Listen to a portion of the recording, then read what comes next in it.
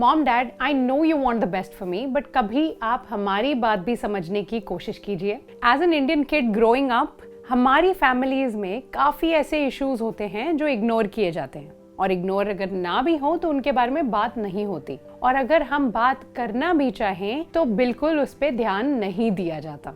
लेकिन at the end of the day हम human हैं, और हमारे माँ बाप भी, और कोई भी ह्यूमन परफेक्ट नहीं होता, गलतियां सबसे होती हैं। बट जो भी हमारे माँ बाप हमारे लिए करते हैं वो करते हैं विद अ गुड हार्ट और हमारी भलाई के लिए ही। एंड चाहे कितने भी झगड़े हो, हम जब वापस देखते हैं अपनी मेमोरीज में तो we only have good ones with our parents. हम कई चीजों में अपने पेरेंट्स को वेस्टर्न कंट्रीज के पेरेंट्स से कंपेयर जरूर करते हैं, बट आप मुझे बताइए, क्या ये कंपैरिजन फेयर है? और अगर ये कंपैरिजन फेयर है भी और हमारे पेरेंट्स ने एक्सेप्ट कर भी लिया, तो क्या ये हमारे लिए अच्छा है?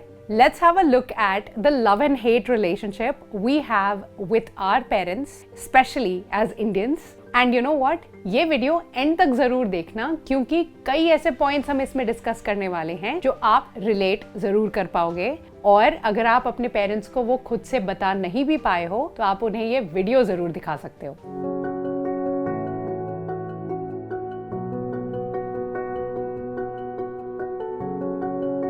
हम सबके पैदा होने से पहले हमारे पेरेंट्स को जब हमारा जेंडर भी नहीं पता होता, तब भी वो हमारा करियर पाथ चूज करके बैठे होते हैं। मेरा बेटा इंजीनियर बनेगा। Farhan Qureshi B Tech engineer. HSBC की एक स्टडी में पता चला कि 51% इंडियन पेरेंट्स अपने बच्चों की हैप्पीनेस से भी ज्यादा उनकी करियर सक्सेस को प्रायोरिटी मानते हैं। बट ऑफ कोर्स हमारे पेरेंट्स हमारे भले के लिए ही सोच रहे हैं, लेकिन उनकी सक्सेसफुल करियर की डेफिनेशन और हमारी सक्सेसफुल करियर की डेफिनेशन बहुत अलग होती है। लेकिन इतने स्ट्रॉन्ग ओपिनियंस एक्चुअली पैदा कहाँ से हुए? हमारे पेरेंट्स ने अपने पेरेंट्स का स्ट्रगल देखा है। उस समय हमारे ग्रैंड पेरेंट्स के टाइम पर जब इंडिया को फ्रीडम मिला था, तब इंडिया में मिडिल क्लास लोगों को जीरो से शुरू करना पड़ा था। हमारे ग्रैंड पेरेंट्स को ऐसे ऐसे स्ट्रगल्स देखने पड़े थे कि जिनको सुनकर भी आज शायद हम गिव अप ही कर दें, और इतने स्ट्रगल्स के बावजूद उनको हमारे पेरेंट्स को रेज भी करना था।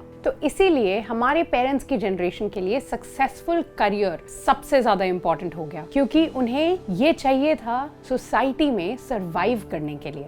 और वैसे भी इंडियन सोसाइटी एक बहुत ही इमोशनल सोसाइटी मानी जाती है। यहाँ पर इमोशंस को लॉजिक से ज्यादा इंपॉर्टेंस दी जाती है। तो चलिए डीप डाइव करते हैं इसी साइकी में कि कैसे हमारे मॉम डैड, हमारे माँ बाप के इमोशंस अनफोल्ड होते हैं और कैसे वो हमें इफेक्ट करते हैं। ब्रिटिश राज, इंडिपेंडेंस स्ट्रगल और पार्टीशन के ट्रॉमा के बाद Indians have always preferred to stay in joint families, to live in crowded cities, to shop in populated areas. और ये कल्चर आज भी prevalent है। इसी वजह से हमारे पेरेंट्स और उनके पेरेंट्स ने उन्हें पुश किया to choose what the others are choosing, to get into the rat race. और इसीलिए जब हम unconventional career options choose करते हैं तो हमारे पेरेंट्स हमारे लिए और भी worried हो जाते हैं। और यही सर्कमस्टांसेस, यही स्ट्रगल्स जो हमारे पेरेंट्स की जनरेशन्स ने देखे, उनकी वजह से उन्हें कई बार अपने ड्रीम्स को, अपने सपनों को होल्ड पर रखना पड़ा,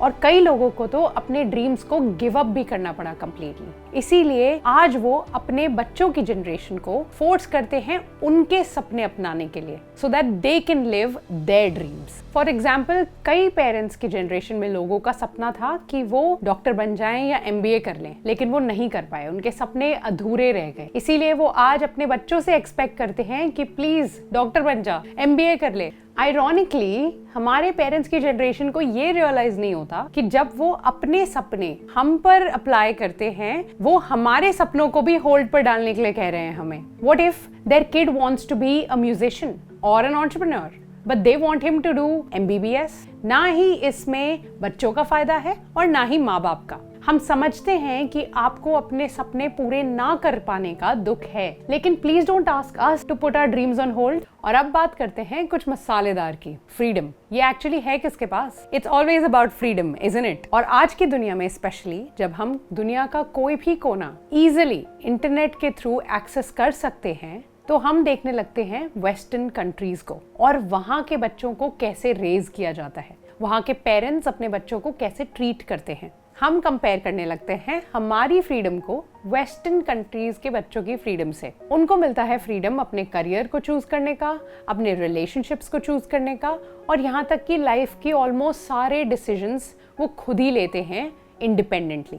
बट हमें उतना फ्रीडम नहीं मिलता। That could be because our parents care about us a lot, but कभी कभी ये केयर ओवरबोर्ड भी हो जाती है। आई एम श्योर कि आपने भी किसी ना किसी लेवल पे ये तो एक्सपीरियंस किया ही होगा कि हमारे पेरेंट्स कितने ओवर प्रोटेक्टिव होते हैं हमारे लिए। जैसे कि हमें देर रात तक बाहर ना रहने देना, हमारे सर्कल ऑफ फ्रेंड्स को क्लोजली वॉच करना, या कोई भी रियल लाइफ प्रॉब्लम्स को अकेले ना फेस करने देना।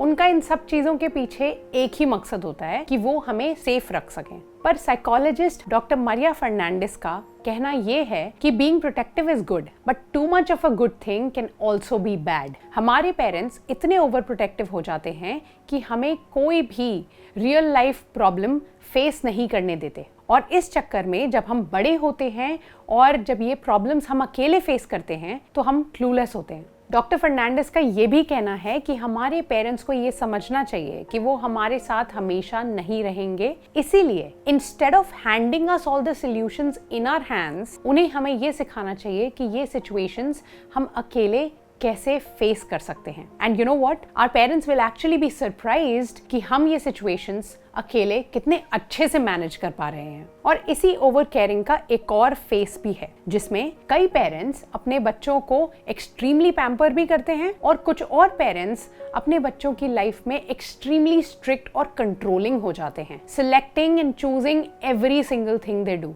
Thinking that they are doing good for them. University college of London की एक स्टडी में ये भी पता चला है कि जो पेरेंट्स अपने बच्चों को इतना ज्यादा कंट्रोल करते हैं, उन बच्चों को अपनी लाइफ में साइकोलॉजिकल डैमेज लॉन्ग टर्म रहने का ज्यादा रिस्क होता है। इसी स्टडी की लीड ऑथर डॉक्टर मे स्टैफर्ड ने यह भी कहा है कि when we control our children in such a way, we hinder their ability to take independent actions as well as regulate their behavior। और यही नहीं, काफी स्टडीज में ये भी पता चला है कि स्ट्रिक्ट पेरेंट्स के बच्चे पैथोलॉजिकल लायर्स भी बन सकते हैं, क्योंकि सच बोलने से डांटना पड़े इसीलिए वो झूठ बहुत अच्छे से बोलना सीख जाते हैं। अब हमारे पेरेंट्स का ये एक्चुअली गोल नहीं होगा कि वो हमें पैथोलॉजिकल लायर्स बनाएं या साइकोलॉजिकल हार्म दे, लेकिन जाने अनजाने में हम पे ऐसे इफेक्ट्स होते हैं। और हम ये भी नहीं कह रहे कि हमारे पेरेंट्स का पेरेंटिंग स्टाइल बिल्कुल गलत है। हो सकता है कि वो भी ऐसे ही रेज किए गए थे, इसलिए उनको ये परफेक्ट लगता है। लेकिन अब जिम्मेदारी हमारी है कि हम अपने पेरेंट्स के साथ बैठें और उनको ये समझाएं कि हम पे ये नेगेटिवली कैसे इम्पैक्ट कर रहा है। और अब बात करते हैं इस सीजन के सबसे हॉट टॉपिक की, मैरिजेस। और ये इशू और भी ज्यादा एम्पलीफाई हो जाता है जब हमारे पेरेंट्स ये कंट्रोल करना चाहते हैं कि हम कब और किससे शादी करेंगे। आपने भी ये एक्सपीरियंस किया होगा कि when our mindset does not match with the people around us, we don't have a good time। और अब इमेजिन करिए ऐसा ही time but for the next 50 years of your life. अक्सर यही होता है कि दो इंसान जो ना खुद को ढंग से जानते हैं ना एक दूसरे को, बस फैमिली स्टेटस और एज देख के उनकी शादी कर दी जाती है। लेकिन शादी के बाद क्या? What if their vibes don't match? फिर क्या करोगे? डिवोर्स।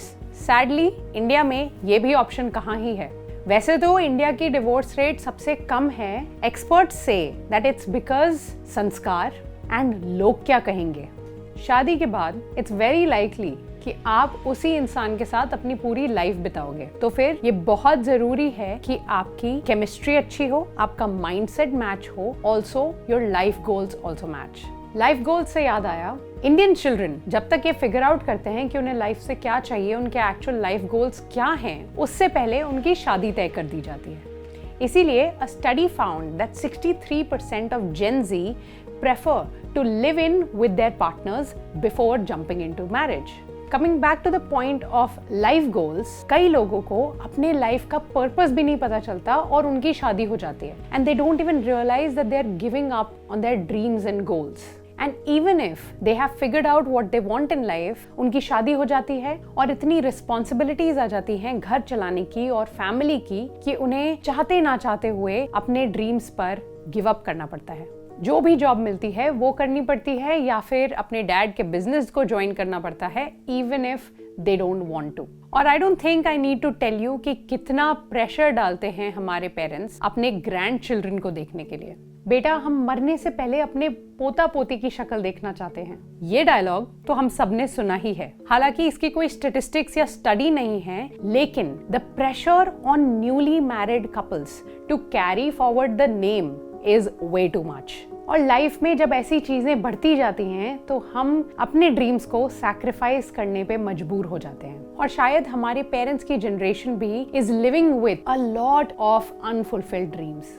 ये वीडियो पेरेंट्स की बुराई के लिए नहीं है। ये वीडियो हमने इसीलिए बनाया है ताकि आप समझ पाएं कि हमारे पेरेंट्स और हम में कितना पॉइंट ऑफ व्यू का डिफरेंस है, लेकिन वो हमारा भला ही चाहते हैं। वो हमारे लिए जो चाहते हैं वो एक्चुअली सेम है जो हम हमारे लिए चाहते हैं, लेकिन उसको अचीव करने का तरीका बहुत डिफरेंट है। We hope you show this video to your parents, and through this video your parents understand your point of view.